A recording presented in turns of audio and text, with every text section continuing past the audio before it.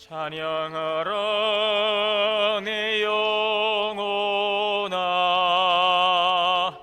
찬양하라 내 영혼아. 온 마음과 정성 다하여 주 찬양하라.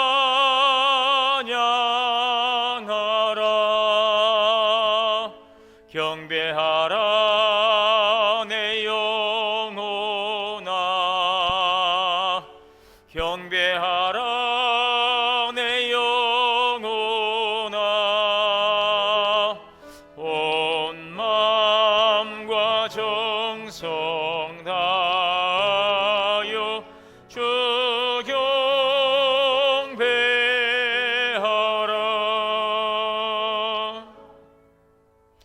사랑과 은혜가 풍성하신 하나님, 감사와 찬양과 영광을 올립니다. 오늘도 거룩하고 복된 주일을 우리에게 허락하여 주시고 존귀하신 주님 보좌 앞에 나와 예배할 수 있도록 은혜해 주시니 감사합니다. 이 시간 영과 진리로 예배하오니 주님 홀로 영광받아 주시옵소서. 우리 주 예수 그리스도 이름으로 기원하옵나이다.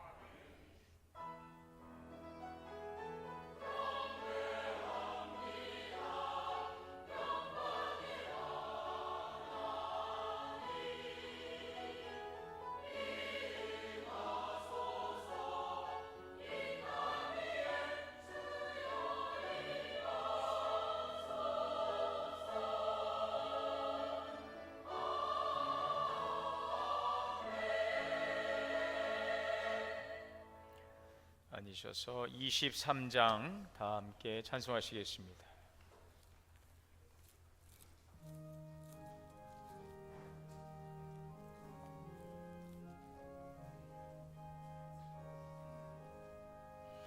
만입이 내게 있으면 그 입 다 가지고 내 구주 주시는 정을 늘 찬송하겠네. 내 은혜로신 하나님 날 도와주시고 그 크신 영광 널리 다 알게 하소서. 내 주의 귀한 이름이 날 위로하시고 이 귀의 음악 같으니 참이라 궤도다. 내 죄의 권세 깨뜨려 그 결 바꾸시고 이 주한 마음을 비로소 고정케 하셨네. 아멘. 교동문 101번 다 함께 교독하시겠습니다. 내가 여호와를 찬송하리니 그는 높고 영화로우시며 여호와는 나의 힘이요 노래시며 나의 구원이시로다. 여호와여, 주의 오른손이 권능으로 영광을 나타내시니이다. 여호와께서 시온의 포로를 돌려보내실 때에 우리는 꿈꾸는 것 같았도다.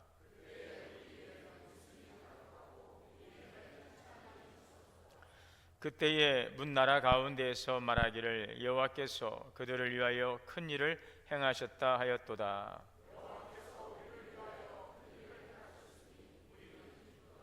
흑암에 행하던 백성이 큰 빛을 보고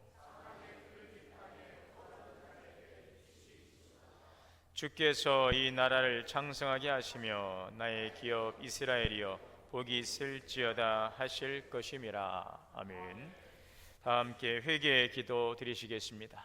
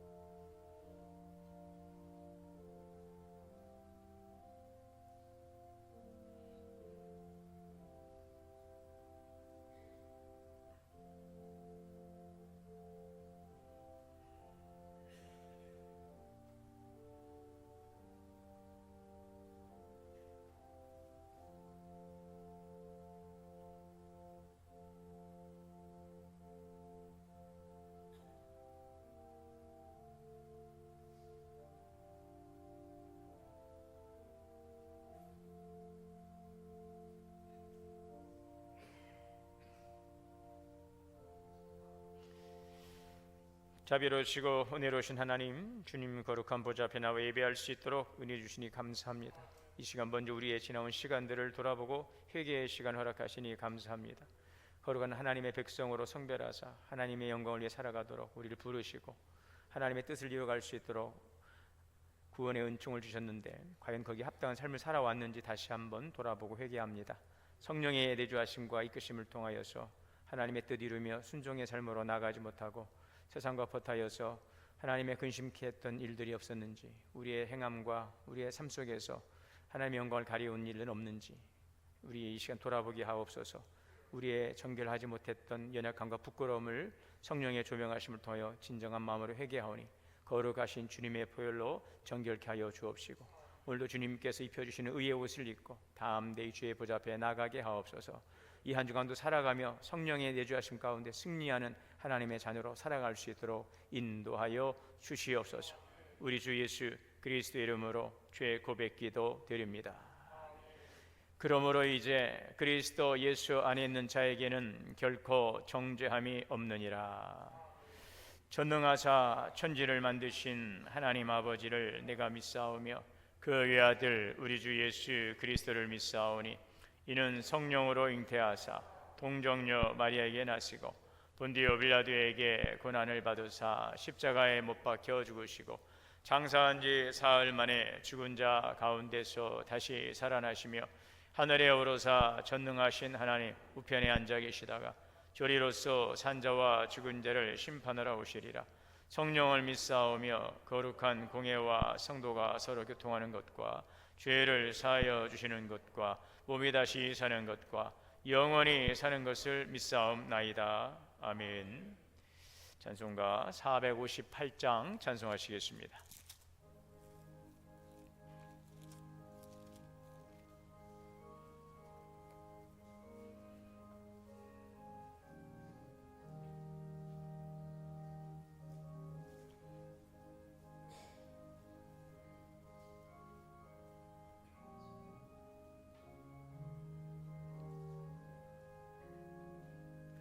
너희 마음에 슬픔이 가득할 때 주가 위로해 주시리라. 아침에 같이 빛나는 마음으로 너 십자가 지고 가라. 참 기쁜 마음으로 십자가 지고 가라. 내가 기쁘게 십자가 지고 가면 슬픈 마음이 위로받네. 때를 따라서 주시는 은혜로서 가란 심령의 힘을 얻고 주가 언약한 말씀을 기억하고 너 십자가 지고 가라. 참 기쁜 마음으로 십자가 지고 가라. 내가 기쁘게 십자가 지고 가면 슬픈 마음이 위로받네. 내가 맡은 일 성실히 행할 때에 주님 앞에서 상 받으리. 주가 베푸시는 은혜를 감사하며 너 십자가 지고 가라. 참 기쁜 마음으로 십자가 지고 가라. 내가 기쁘게 십자가 지고 가면 슬픈 마음이 위로받네.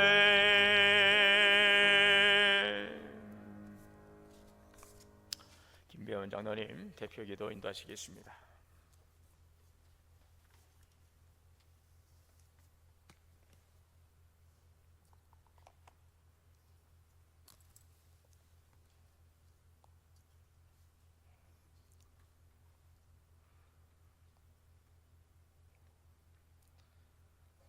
다 같이 기도드리시겠습니다. 사랑과 자비의 하나님 아버지, 계속되는 무더위 속에서도 언제나 저희를 눈동자같이 보호해 주시고 지켜주시어 주님의 성전에 불러주셔서 감사드립니다. 모든 순간마다 은혜로 채워주시고 덮어주시는 주님의 선하심을 찬양하오니 이 시간 주님 홀로 높임 받아 주시옵소서. 먼저 주님 앞에 저희의 연약함과 죄를 고백합니다. 하나님의 은혜를 잊고 세상 근심과 욕심에 매여 살았던 마음을 용서하여 주시옵소서. 기도보다 불평이 많았고 감사보다 원망이 앞섰던 저희의 부끄러운 입술을 깨끗게 하여 주시옵소서.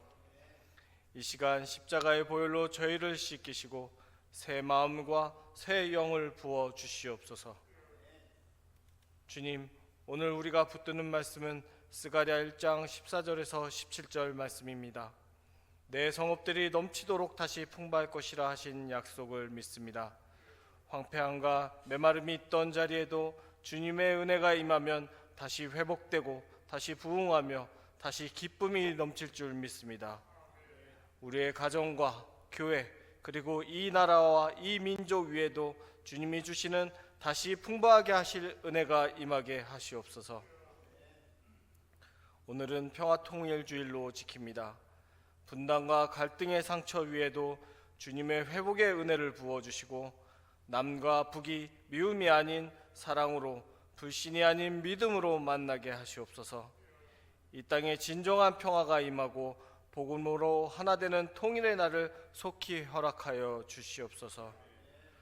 주님, 교학교 여름 수련회를 위하여 기도드립니다.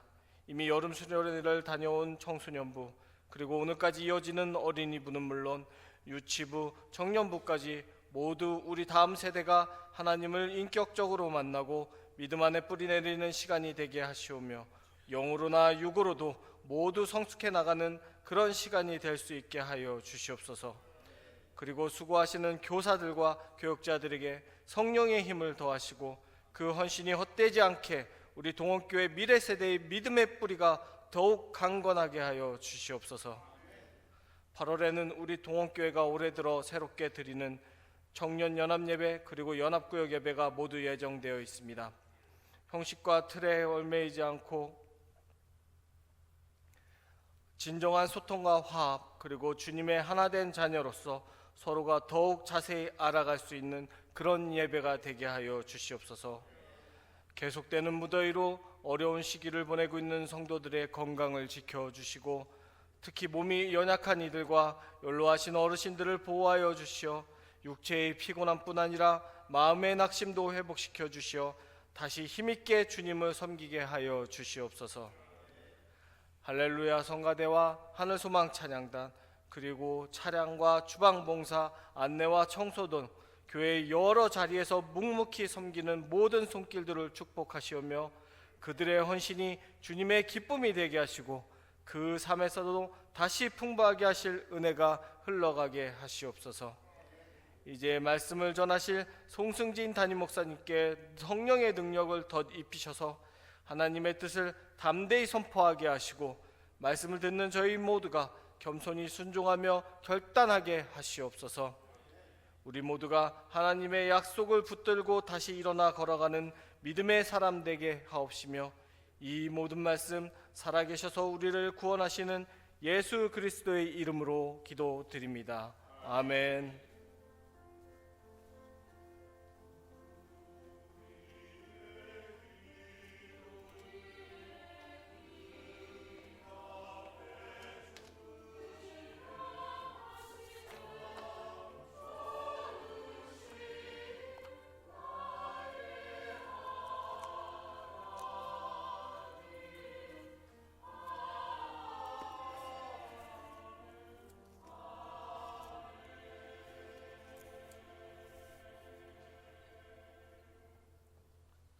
하나님의 말씀 봉독하겠습니다. 구약성경 스가랴 1장 14절에서 17절 말씀 봉독하겠습니다.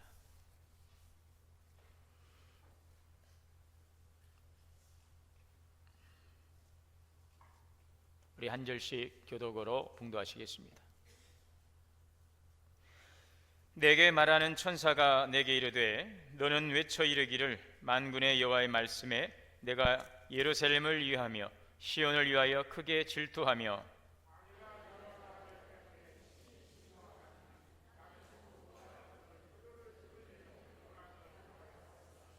그러므로 여호와가 이처럼 말하노라 내가 불쌍히 여김으로 예루살렘에 돌아왔은즉 내 집이 그 가운데 건축되리니 예루살렘 위에 목줄이 쳐지리라 만군의 여호와의 말이니라.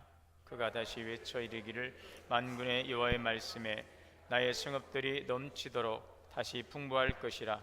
여호와가 다시 시온을 위로하며 다시 예루살렘을 택하리라 하니라. 아멘. 할렐루야. 성가대 찬양으로 하나님께 영광 올리겠습니다.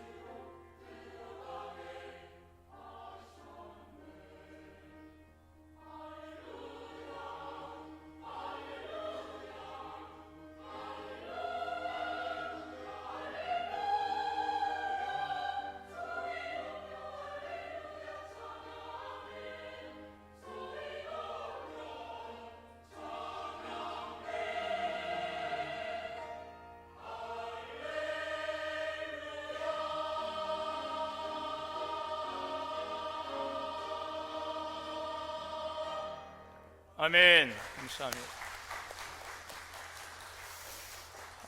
할렐루야. 우리 하나님께 영광의 박수 올리겠습니다. 감사합니다. 좌우로 앞뒤로 함께 인사합니다. 주 안에 사랑합니다. 축복합니다. 함께 예배하시는 우리 모든 성도님들에게 오늘도 하나님의 크신 은혜가 충만하시기를 주의 이름으로 축복합니다. 더위가 좀 꺾이지 않았나요? 그러고 보니 입추가 지났습니다. 그 계절의 변화에 따라서 하늘과 땅의 기운이 바뀌는 것을 절기라고 한대요. 참 절기에 따라서 날씨의 변화를 느끼는 것을 보면 저는 참 절묘해서 절기가 아닌가 하는 그런 생각이 듭니다. 전도서 3장에 보면 하나님께서 모든 것들을 때를 따라 지으시고 아름답게 하신다고 하셨는데, 이렇게 모든 것들을 때를 따라 아름답게 하시는 하나님의 은혜가 우리 가운데 충만하시기를 주의 이름으로 축복합니다. 지금 다윗과 솔로몬 시대에 그 화려했던 이스라엘은 죄와 우상 숭배로 이 나라가 이제 무너지게 됩니다. 북이스라엘은 주전 722년에 아수르에 의해서 멸망을 당하고, 남유다는 주전 586년에 바벨론에 의해서 멸망을 당합니다. 그리고 우리가 잘 알고 있던 그 바벨론 70년의 그 포로 생활이 시작이 됩니다. 이때에 그 이스라엘 땅에 있던 유다의 백성들은 거의 다가 다 바벨론으로 끌려가서 거기에서 70년의 포로 생활을 하게 됩니다. 이제 그러다 결국 그 바벨론도 이 페르시아에서 이제 무너지게 되고, 페르시아의 그 고레스라고 하는 왕이 이제 각 자기들이 포로되었던 나라의 백성들을 다 본국으로 돌려보내면서 이스라엘도 이제 본국으로 돌아오게 되었습니다. 자, 70년 만에 본국으로 돌아온 것은 참 감격적인 일이지만, 돌아와서 그 조국의 현실을 보면 참 참담하기 그지없습니다. 성벽은 무너지고, 또 성전도 무너지고 성벽도 무너지고, 땅은 다 황폐화 되어버린 참 비참한 모습인 것입니다. 그 비극의 상황을 역대하 36장에 이렇게 기록을 하고 있습니다. 그가 갈대아 왕의 손에 그들을 다 넘김에 하나님의 전을 불사르며 예루살렘의 성벽을 헐며, 갈대아 바로 바벨론에 의해서 멸망당한 이스라엘은 성벽도 무너지고 성전도 무너져 버리고 모든 것이 황폐화되어 버린 그런 상황이었습니다. 그렇게 70년의 시간이 지나서 돌아온 고국의 땅이지만, 그 고국의 그 비참한 현실을 볼 때에 백성들은 크게 낙심할 수밖에 없었습니다. 자, 이런 절망적인 상황에서 가장 이들이 먼저 해야 되는 일은 바로 하나님의 성전을 건축하는 일이었습니다.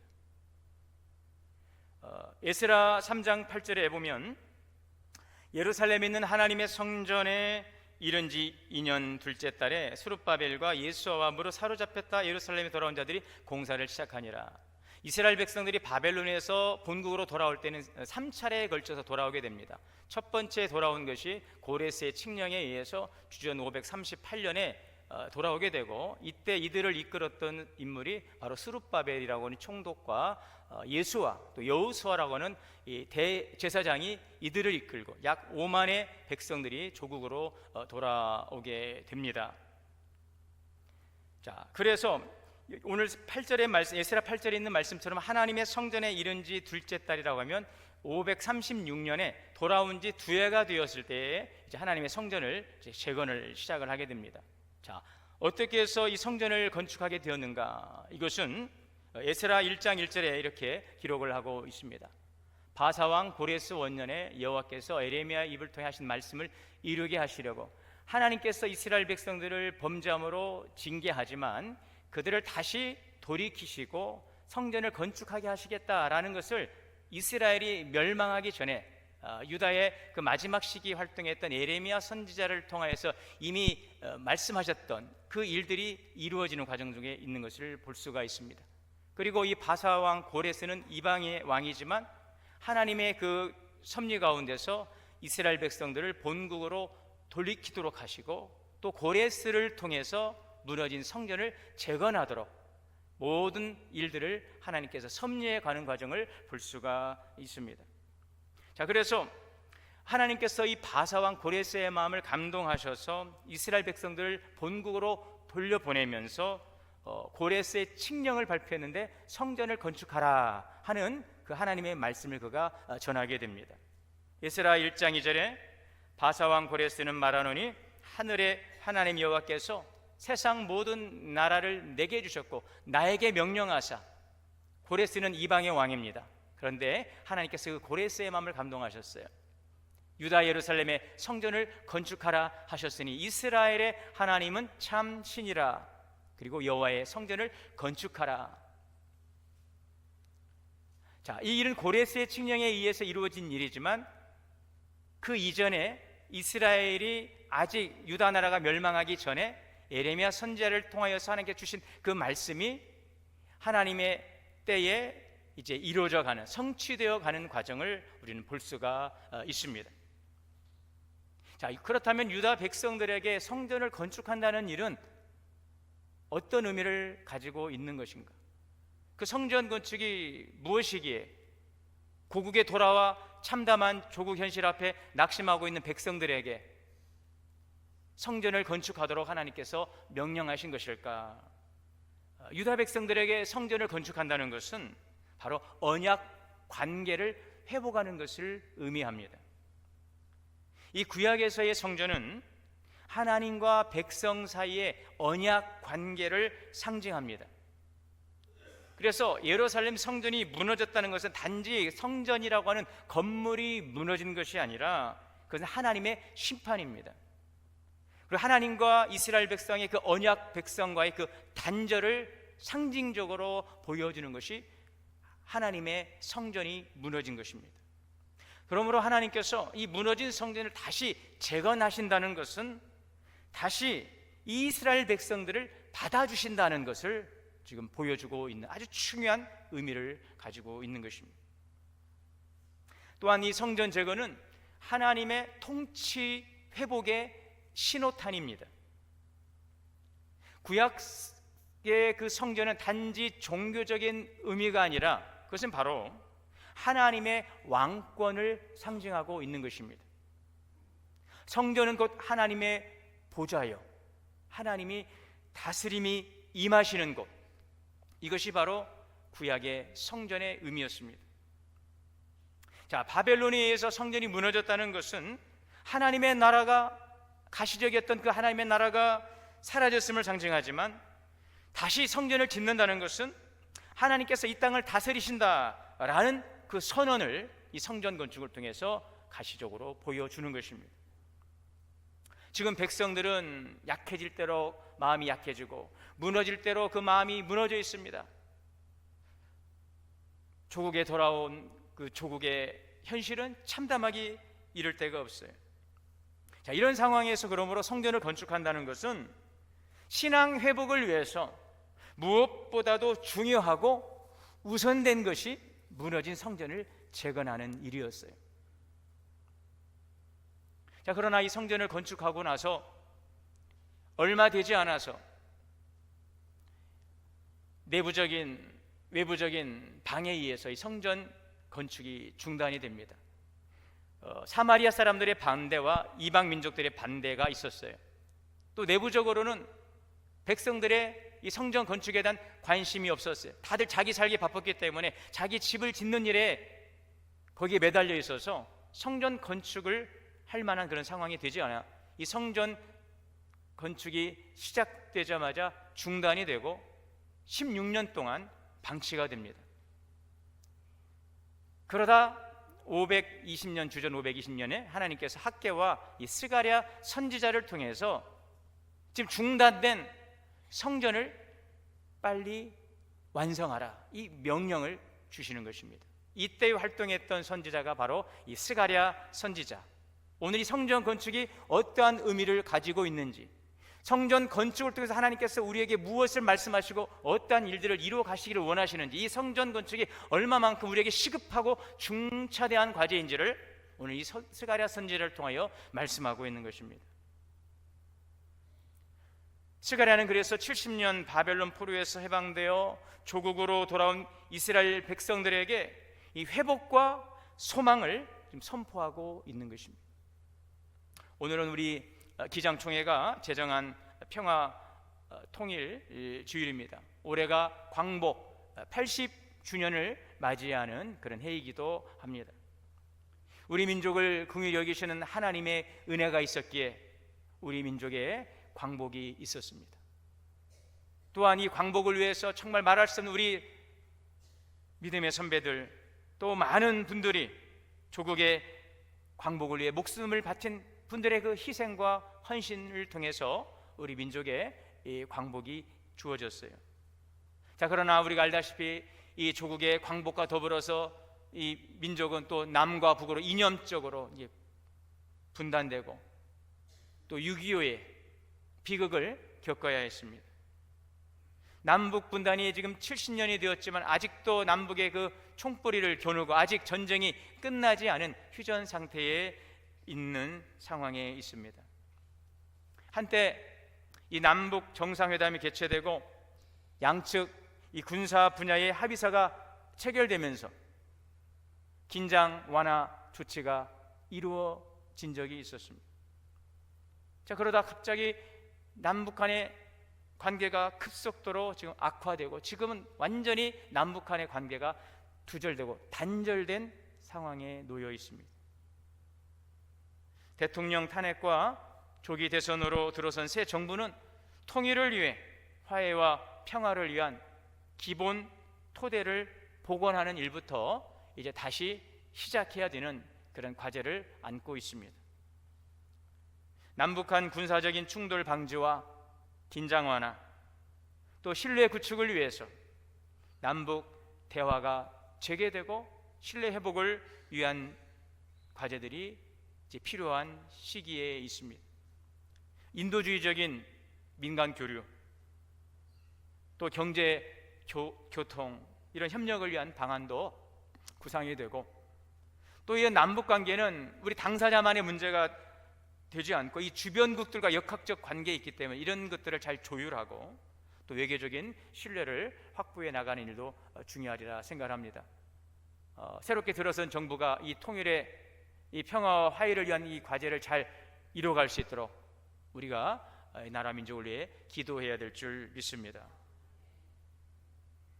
하나님께서는 이 스가랴 선지자를 통해서 70년 바벨론 포로에 돌아온 이 조국으로 돌아온 이스라엘 백성들에게 희망과 회복의 메시지를 주의 종을 통해 선포하고 있어요.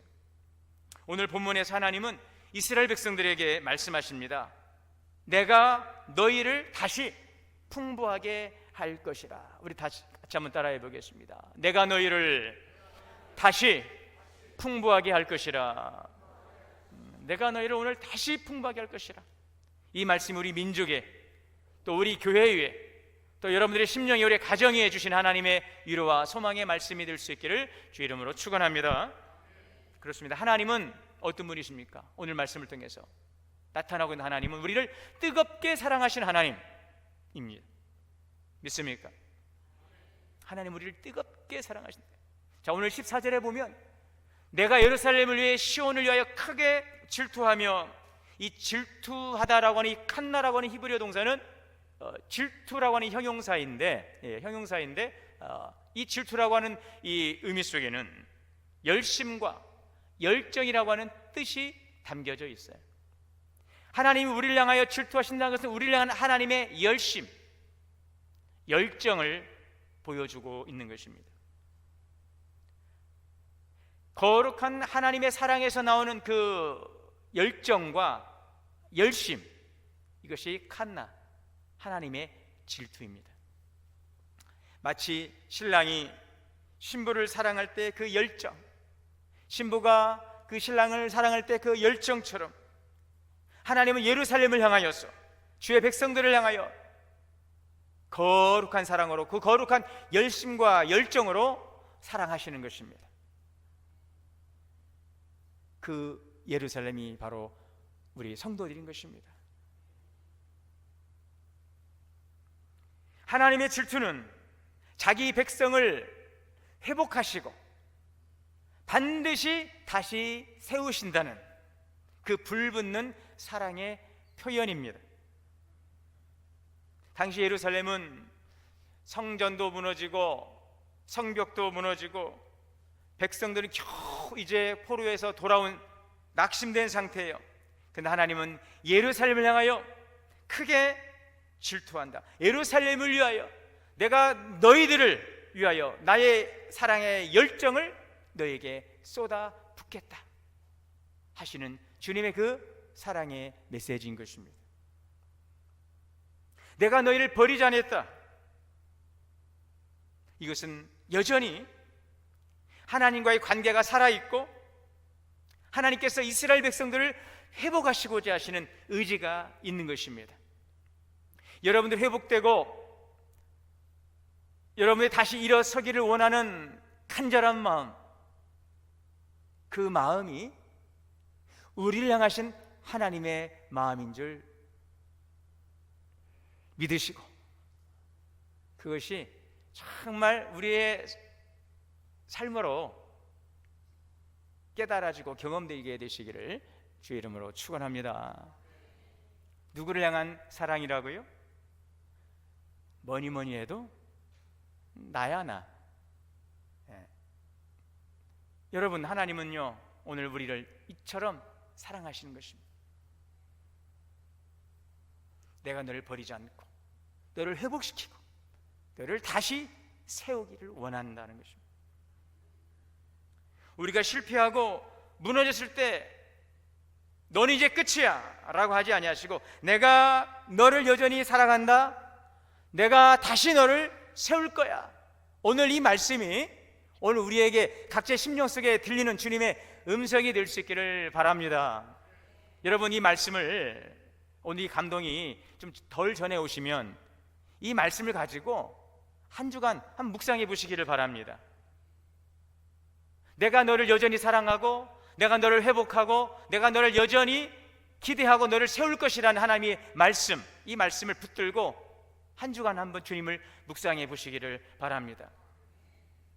반드시 여러분 안에 성령께서 여러분들을 감동 감화하시고 여러분들에게 그 마음 속에서 그 뜨거움을 주실 줄 믿습니다.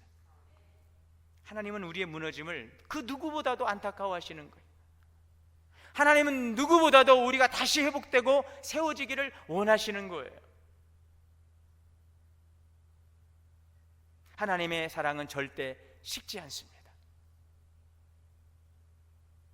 하나님의 사랑은 지금도 여전히 우리를 돌보시고 인도하시고 우리 함께 하심을 믿습니다. 그러므로 우리는 하나님은 고난을 통해서도 우리를 유익하게 하신다는 사실을 기억해야 될 줄 믿습니다. 오늘 15절 말씀입니다.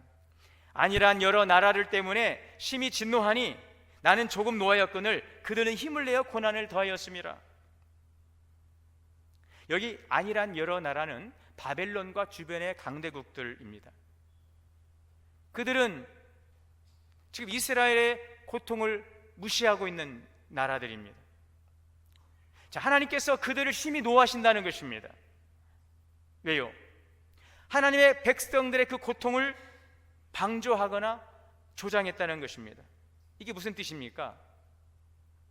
나는 조금 노하였거늘 그들은 힘을 내어 고난을 더하였습니다. 이 말씀이 무슨 뜻입니까? 하나님의 분노에는, 이스라엘을 향한 하나님의 징계에는 뜻이 있다는 것입니다. 목적이 있다는 것입니다.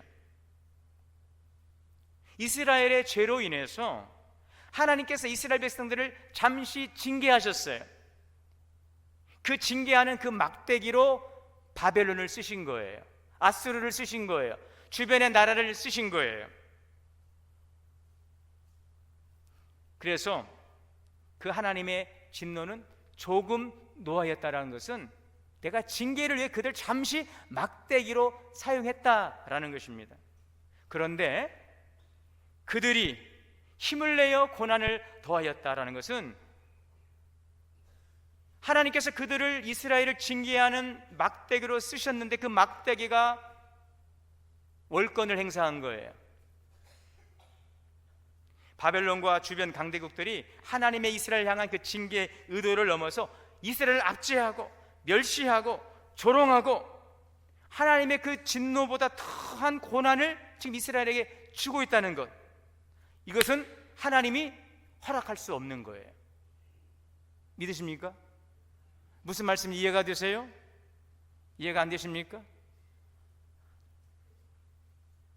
여러분, 하나님께서 맡기신 그 고난의 강도와 한계를 넘어서서 그 막대기들이 마치 자기가 하나님인 것처럼 이스라엘을 폭정을 해다는 것에 대해서 하나님은 그들을 심판하신다. 할렐루야. 욥이 고난을 당하지요. 하나님께서 일정의 그 고난을 주셨지만 그의 생명을 해할 수 없다. 이것이 사단에게 부여된 일정의 역할이었던 것이죠. 이런 차원에서 이스라엘 향한 하나님의 징계는 그런 고난이었다는 것입니다. 하나님은 이스라엘이 범죄했을 때 그들을 징계하셨어요. 그러나 하나님의 징계는 회복을 위한 사랑의 매예요. 결국은 그 기회를 틈타서 이스라엘을 완전히 짓밟아 버리려는 것이 바벨론과 그 주변의 강국들의 의도였으나 하나님의 징계는요, 우리를 살리는 징계라 하는 것을 믿으시기를 바랍니다.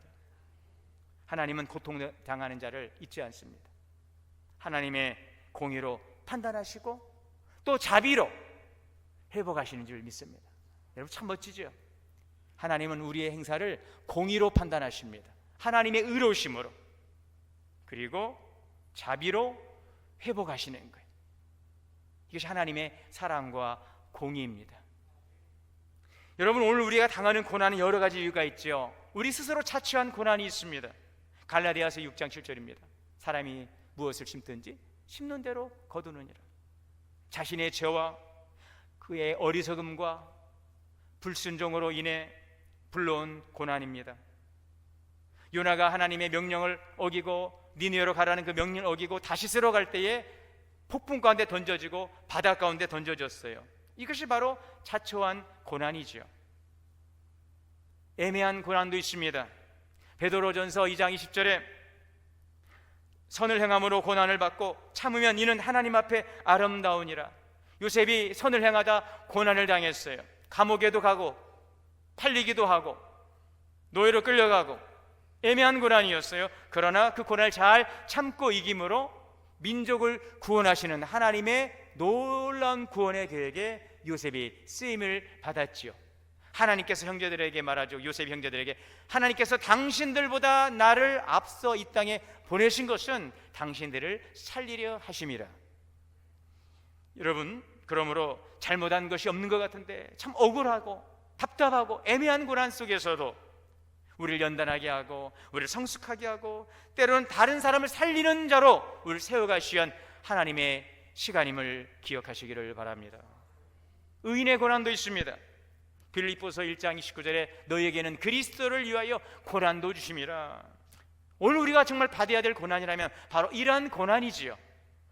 하나님의 뜻을 이루기 위해서 감당해야 될 고난,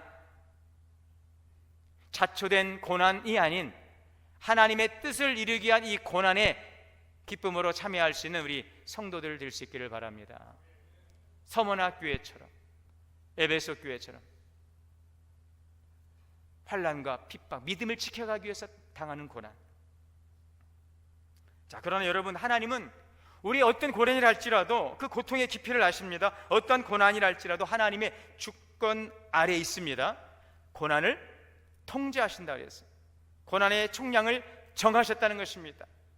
진노하셨으나 조금 진노하시는 것입니다. 왜요? 우리를 죽이는 것이, 우리를 망하는 것이 하나님의 뜻이 아닙니다. 그것은 바로 마귀의 일입니다. 하나님은 우리를 살리시는 일에 관심하고 계시기 때문에 어떤 고난도, 자초한 고난, 애매한 고난, 의인의 고난, 어떤 고난인지는 우리가 잘 알지 못할지라도 주님께 물어보십시오. 성령님께 물어보십시오. 주님, 내가 당하고 있는 이 고난은 무엇입니까? 그러나 그 고난의 이유의 그 목적은 우리를 살리시는 하나님의 주권과 섭리가 있음을 믿으시기를 바랍니다. 그렇습니다. 하나님은 무너진 것을 다시 회복시키신 하나님이에요. 우리를 뜨겁게 사랑하시기 때문에 때로는 우리를 질투하심으로 우리를 고난 가운데 내어놓을 수도 있어요. 이스라엘이 범죄함으로 그 나라가 멸망당하고 70년의 긴 시간 동안 그들이 철저하게 깨어지고 훈련되도록 하나님께서 징계하셨듯이 우리를 때로는 불구덩이에 넣을 수도 있어요. 그러나 하나님은 공의로 판단하시지만 자비로 회복시키시기 때문에 하나님은 무너진 것을 다시 회복시키는 것이 하나님의 궁극적인 목적이라는 사실을 기억하시기를 바랍니다. 오늘 16절입니다. 그러므로 여호와가 이처럼 말하노라. 내가 불쌍히 여김으로 예루살렘에 돌아왔은즉 내 집이 그 가운데 건축되리니 예루살렘 위에 먹줄이 쳐지리라. 내가 불쌍히 여김으로 예루살렘으로 돌아왔은즉, 이 말씀이 뭐예요? 하나님은 이스라엘을 징계하신 후에도 백성들을 외면하지 않으셨어요. 다시 돌아오도록 하셨어요. 돌아오다, 이것은 하나님의 그 임재의 회복입니다. 관계의 회복입니다. 내가 너를 떠나지 않겠다는 하나님의 사랑의 선언입니다. 먹줄이 쳐지리라. 이 먹줄은 건축할 때 벽이나 바닥을 곧게 맞추기 위해서 사용하는 이 먹줄 있죠. 길게 직선으로 긋는 이 먹줄, 이것은 예루살렘을 회복하시고 또 예루살렘을 재건하시겠다는 하나님의 그 재건의 계획이 시작되었음을 상징하고 있는 것입니다. 17절입니다. 그가 다시 외쳐 이르기를 만군의 여호와의 말씀에 나의 성읍들이 넘치도록 다시 풍부할 것이라. 여호와가 다시 시온을 이루하며 다시 예루살렘을 택하리라. 하나님은 예루살렘 성읍의 위로와 번영을 약속하십니다. 하나님이 거하시는 도시, 하나님이 거하시는 선택된 백성이 회복되는 그 복을 약속하십니다. 예루살렘을 다시 회복하리라. 이 민족을 내가 다시 회복하리라. 이 백성을 내가 다시 일으키리라. 하나님은 잃어버린 것, 무너진 것 다시 회복시키십니다. 다시 살리십니다. 이것이 바로 부흥입니다. 오늘 우리에게 이 놀라운 부흥의 역사가 있기를 원합니다. 우리 심령의 부흥, 참 예전에는 부흥성회도 참 많이 했는데 요즘에는 부흥회가 없어요. 말씀 사경회로, 그 말씀 사경회조차도 모이질 않아요. 뭐 굳이 갈 거 있습니까? 그냥 유튜브로 보면 좋은 목사님들 설교 많은데 하나 따다가 내가 누르기만 다 나오는 정말 좋은 사람 누워가지고 또 전국의 세계 각 전국의 유명한 목사님들 그냥 유튜브로 좋은 예배, 우리 할렐루야 성가대도 잘하지만 또 다른 성가대도 다 보고 하나님 앞에 나와 예배를 드려야 되는데 그냥 예배를 보는 자리에 머물고 있어요. 오늘 우리의 심령의 부흥이 일어날 수 있기를 원합니다. 주님을 향한 그 뜨거움을 가지고서, 여러분 연인들이 사랑할 때 뭐라고 하니까 막 만나서 막 3시간 4시간 가만히 앉아 하루 종일 얼굴만 쳐다보면서 막 대화하고, 그러고 우리 벌써 헤어져? 그리고 집에 가서 또 전화기 붙들고 막 4시간씩 여러분들 그런 사랑은 안 해보셨나 보군요. 그리고 자면서도 꿈을 꾸고 눈 뜨자마자 또 만나고 보고 싶어 견딜 수가 없는 거예요. 하나님 우리를 그렇게 사랑하시는데 우리는 제가 다 보고 있습니다 주님, 제가 시간 보고 있습니다 주님. 여러분 오늘 우리에게 이 뜨거움이 회복될 수 있기를 원합니다. 오늘 주님은 뭐라고 말씀하시느냐? 내 집이, 따라합시다. 내 집이 그 가운데 건축되리라. 내 집은 뭐예요? 하나님의 집을 건축하겠다는 거예요. 그 가운데 건축하시겠다는 거예요. 예루살렘 성읍 가운데 하나님의 집을 건축하신다는 것입니다. 하나님의 집이 무너졌어요. 성전이 무너졌어요. 왜요? 우상 숭배라는 그 불신앙 때문에. 우상 숭배는 단순히 나무나 돌로 만든 형상을 두고 절하는 행위가 아닙니다. 하나님 외에 다른 것을 신뢰하고 의지하며 그것을 섬기는 모든 행위를 포함하고 있어요. 모세가 시내산에 머물며 하나님으로부터 율법을 받는 동안 산 아래 이스라엘 백성들이 우상을 섬기면서 범죄했어요. 출애굽기 32장 1절에 백성이 아론에게 이르러 말하되 일어나 우리를 위하여 우리를 인도할 신을 만들라. 왜 이런 요구를 했을까요? 지금 지도자인 모세가 40일이 되어 산에서 내려오질 않으니 불안을 느꼈어요. 보이지 않는 하나님보다는 눈에 보이는 대상을 갈망했습니다.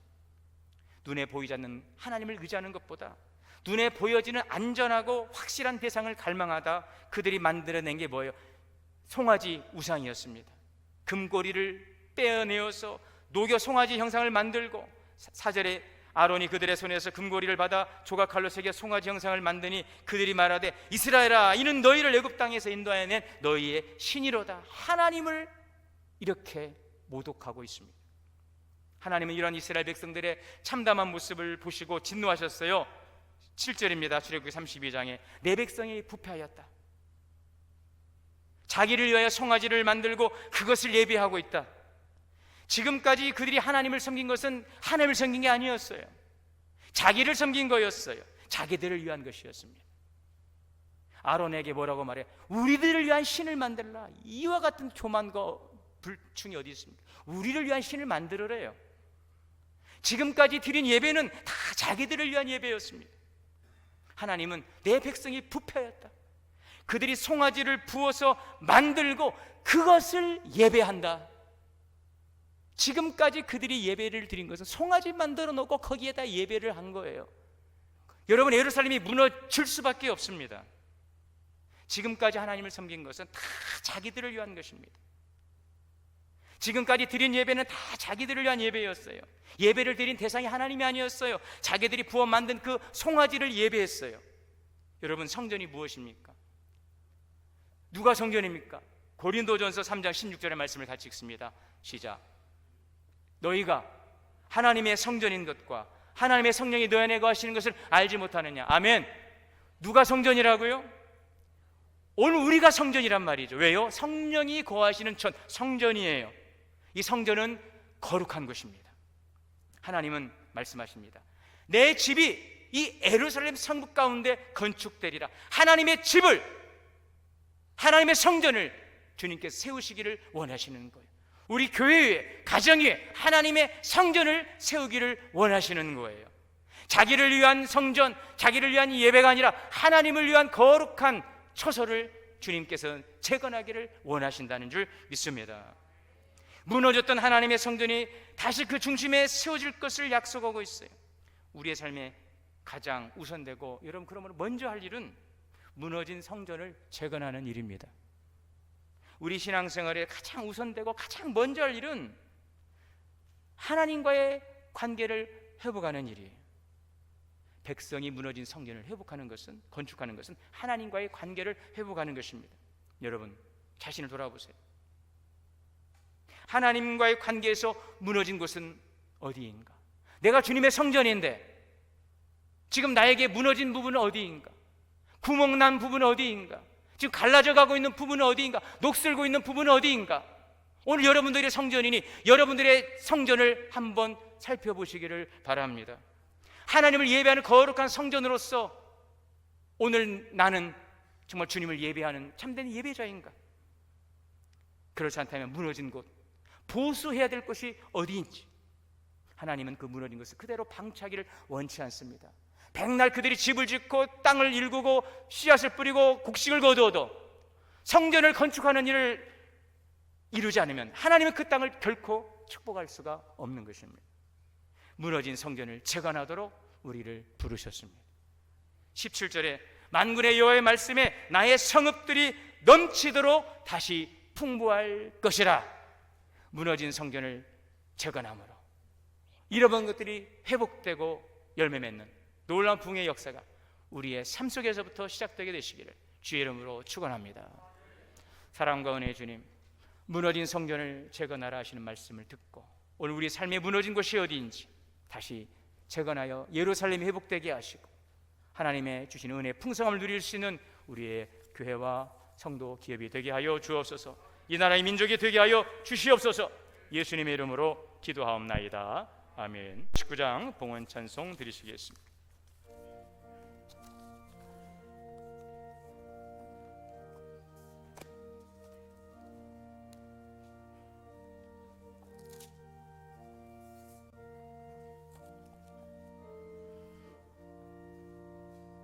누가 주를 따라 섬기려는가? 누가 죄를 떠나 주만 따를까? 누가 주를 섬겨 남을 구할까? 누가 주의 뒤를 따라가려나? 부르심을 받아 주의 은혜로 주를 따라가네. 주만 따르네. 세상 영광 위에 다름 아니요. 크신 사랑이네. 주만 따르고 주가 내려주신 은혜에 힘입어 주의 뒤를 따라 힘써 일하네. 부르심을 받아 주의 은혜로 주를 따라가네. 주만 따르네. 환난 핍박 많고 원수 강하나 주의 용서도 힘이 강하니.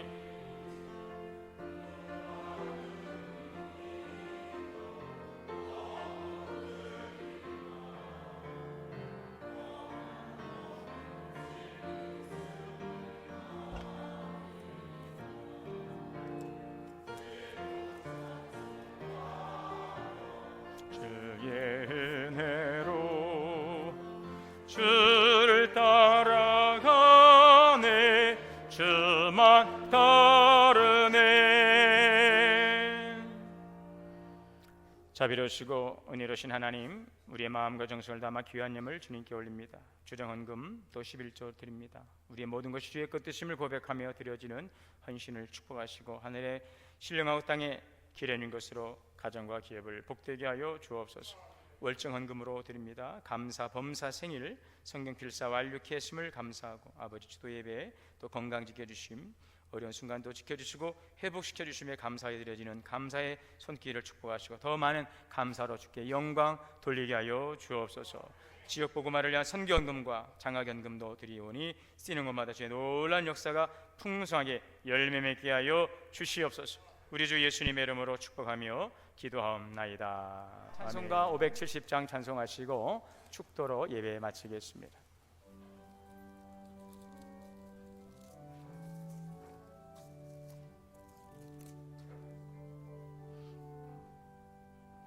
주는 나를 기르시는 목자요 나는 주님의 귀한 어린 양 푸른 풀밭 맑은 시내 물가로 나를 늘 인도하여 주신다.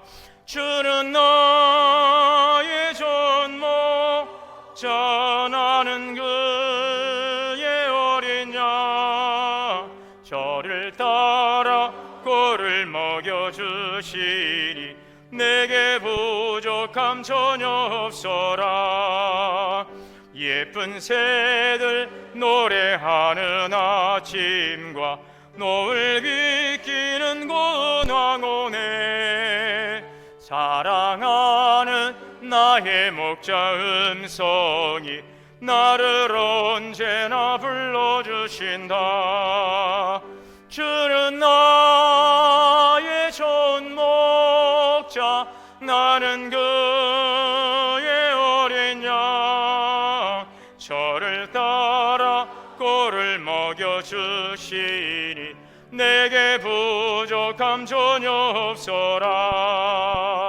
못된 짐승 나를 잊지 못하고 거친 비바람 상치 못하리. 나의 주님 강한 손을 펼치사 나를 주야로 지켜주신다.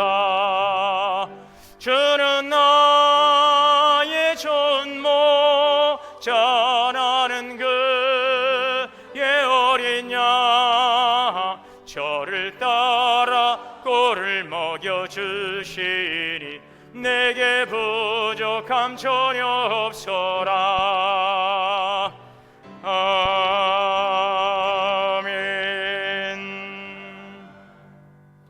이제는 우리 주 예수 그리스도의 은혜와 하나님 아버지의 크신 사랑과 성령의 내주하시고 교통하심이 다시 풍부하게 하실 것이라. 오늘 주님의 말씀을 붙들고 무너진 성전을 재건하고 주님께 영광 돌리기를 다짐하고 나가는 우리 성도님들 머리머리 위에 가정과 자녀 기업 우리 교회 위에 이제로부터 영원토록 함께 계시옵기를 간절히 축원하옵나이다.